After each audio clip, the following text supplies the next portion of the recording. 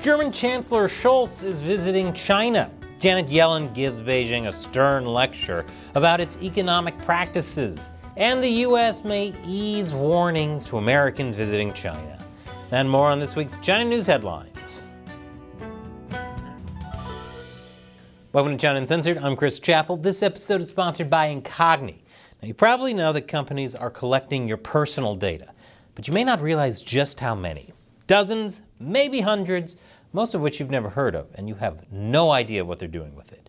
Incogni helps stop them. I'll explain more at the end. As we mentioned last week, U.S. Treasury Secretary Janet Yellen is visiting China. Yellen is there because the White House wants the CCP to change its economic and production policies, which is ridiculous because China's economy is doing great. It's like they don't read China-approved news sources or something.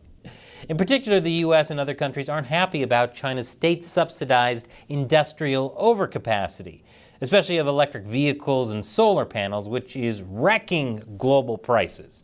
Yellen acknowledged that these talks, which have been ongoing for a decade, are not likely to result in anything concrete soon. But darn it, she's going to keep trying, because doing the same thing and expecting different results is the definition of, I don't remember, but I assume it's a good thing. And speaking of keeping on trying, she's also pointed out that these conversations will continue later this month at the International Monetary Fund and the World Bank Group meetings in Washington, D.C. While the talks were deemed by both sides as constructive, the internet is more concerned with Yellen's love of Chinese food and how well she handled her chopsticks, which shows you exactly how seriously people take Yellen and these discussions. Not that I can blame them. After all, the talks have been ongoing for a while with not much to show for it. But at least this time around, if we're talking about Yellen and bows, we're talking about these kind, and not the bow she gave a dictator the last time she was there. But why should anyone treat Yellen's trip seriously when the U.S. is considering easing travel warnings for Americans who want to visit China? Because China ramping up detaining foreign businessmen at random with no real explanation can only mean one thing. Beijing is a perfect spring vacation spot. Deputy Secretary of State Kurt Campbell said that the White House is concerned that people-to-people exchanges have been curtailed by the travel warnings. He then also acknowledged that there are concerns about Chinese citizens joining migrant flows heading into the U.S. from the Mexican border. In other words, the U.S. is aiming not to curtail people-to-people exchanges between Chinese and American citizens by possibly lifting a travel warning right after news broke detailing concerns about Chinese hacking of U.S. elections. And right as migrants from China are pouring in through the southern border. And the best idea to counter this coming from the White House is to send Janet Yellen for long talks and a taste of China? I guess it could be worse if she's going to visit dictators. At least she's not doing a wine tasting with Vladimir Putin. And after the break, China isn't finished challenging the U.S. on the world stage. Welcome back. Despite saying that there were constructive talks between Yellen and her Chinese counterparts, the CCP is furious with the U.S. Why? Because it conducted a massive joint naval drill with the Philippines in the South China Sea yet again.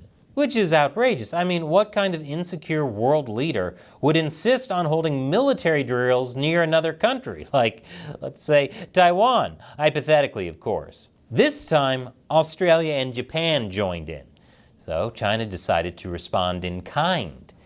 This then escalated into a war of words, with China's statement saying all military activities that disrupt the South China Sea and create hotspots are under control. While that's more BS than a manure factory, let's let them tell themselves this so we can keep this a war of words instead of a war of, blowy-uppy things.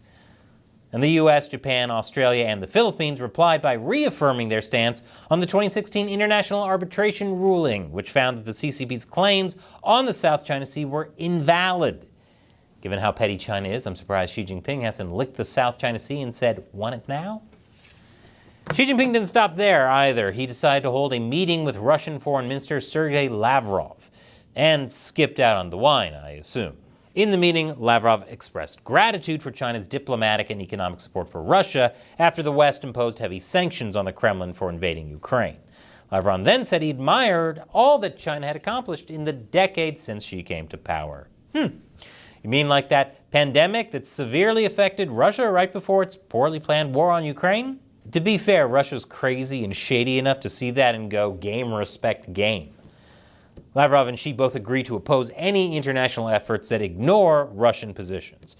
Chinese Foreign Minister Wang Yi, who also attended the meeting, stressed that the two countries would continue their bilateral relations and joint international efforts, despite past strains on the relationship and the West's attempts to isolate Moscow and Beijing.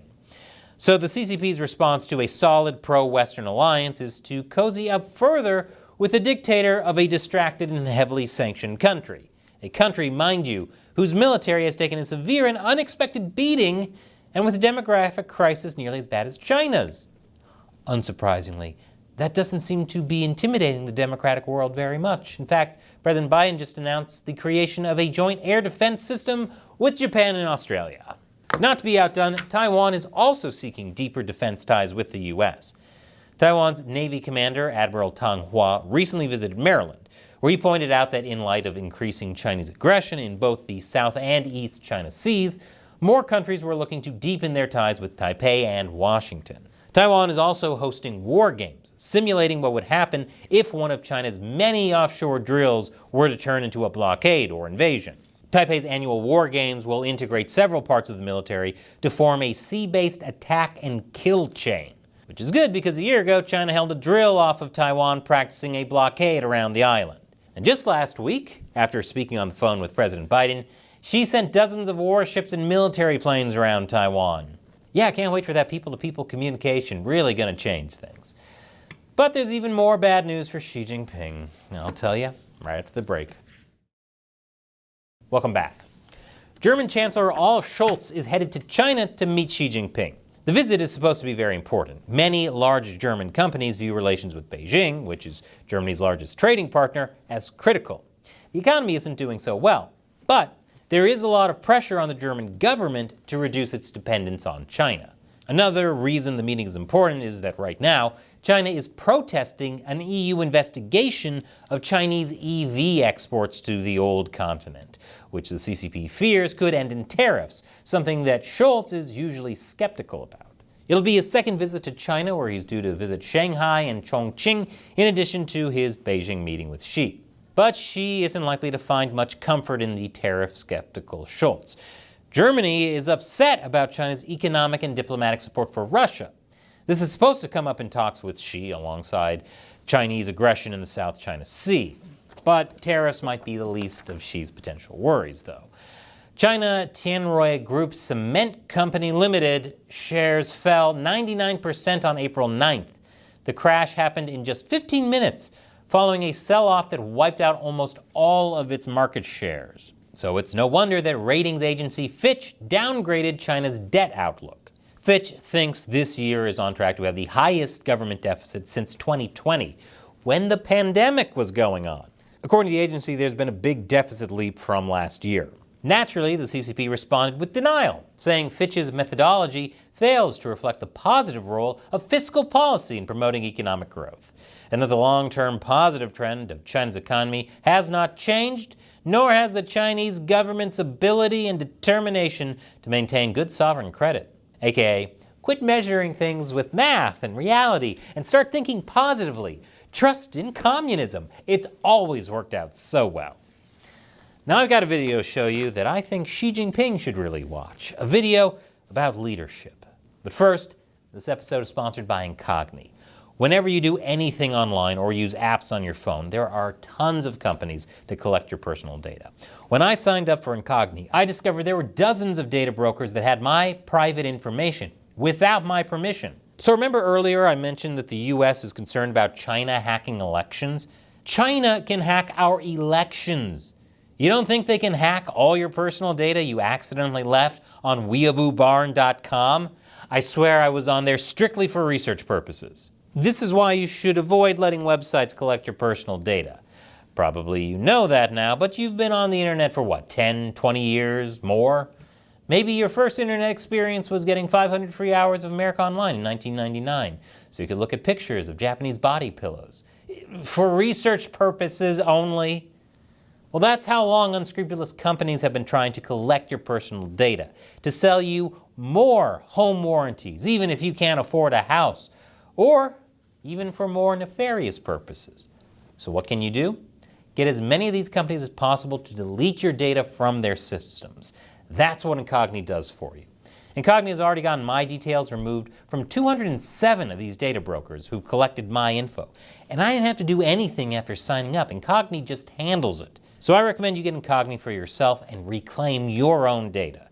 Go to incogni.com/uncensored and use the code uncensored to get 60% off an annual Incogni plan. Get your personal data off the market with Incogni. And here's that video I want to share with you about how a good leader really should act, something I think she could stand to learn a thing or two about. I'm Chris Chappell. Thanks for watching China Uncensored.